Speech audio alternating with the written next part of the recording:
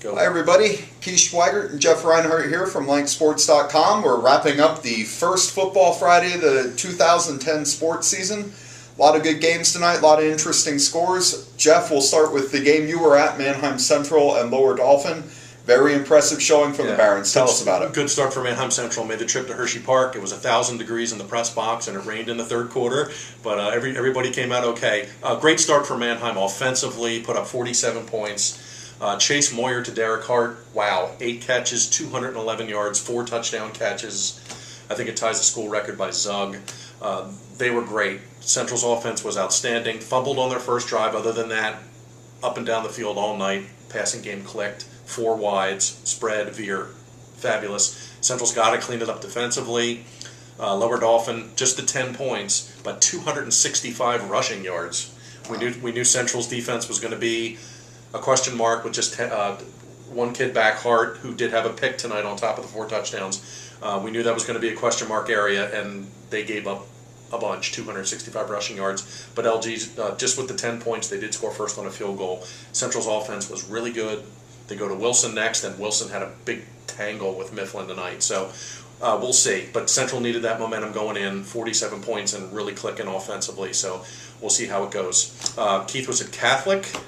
Defending come out first game as state champs. How'd that go? Yes, they looked very good. Of course, they unveiled their state championship banner, which is hanging over the scoreboard at Rossmere Stadium now. That was a nice moment.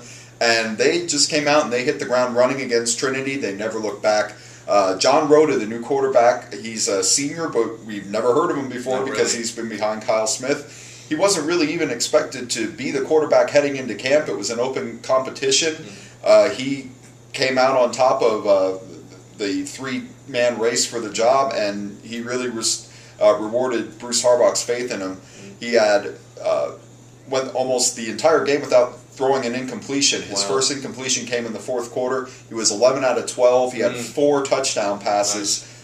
Got Catholic going right away in the first drive. They just completely overwhelmed Trinity. Defense looked good too. They forced 4 turnovers. Couple little mistakes here and there. Catholic is breaking in a lot of young guys. They have 2 young running backs, but both of them look very good. One's a sophomore, one's a junior. Really impressive performances by both, and the defense, as I said, looked really good. 35-7 Lancaster Catholic over Trinity.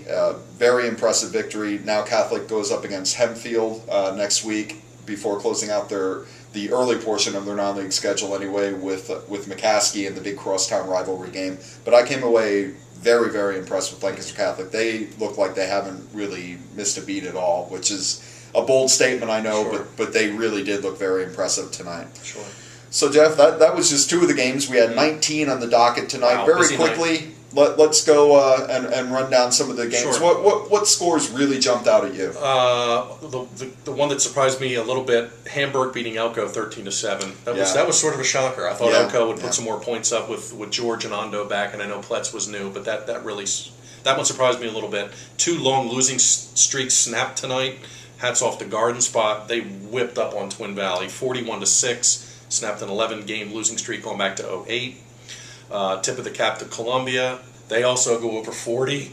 Tide put up 43 tonight, 43-24 over Eastern. They snap an 11-game losing streak going back to 2008.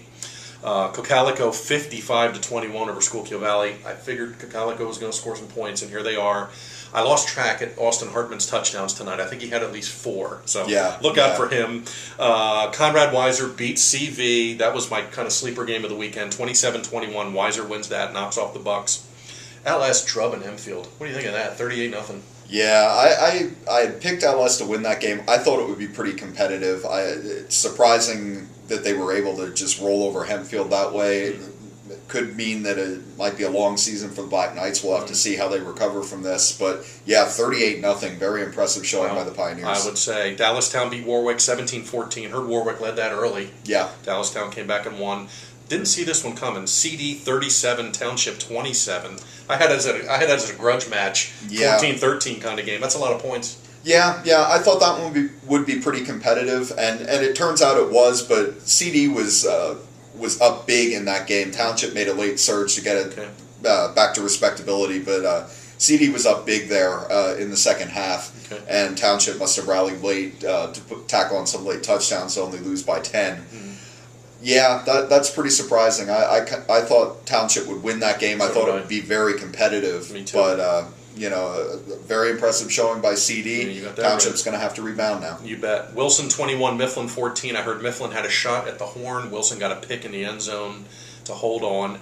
Exeter 35-7 over Ephrata. Boy, if Ephrata was going to win this year, I thought it would be this game because Exeter struggled. They're 1-9 last season. I thought this would be Ephrata's chance to get one. Yeah, that's it's disappointing if you're an Ephrata fan that you don't want to make too many assumptions based on week one. Yeah. But with that Section 1 schedule looming ahead of them, Oh, they yeah. had to get some wins out of the gate if they were going to get any kind of confidence. Agreed.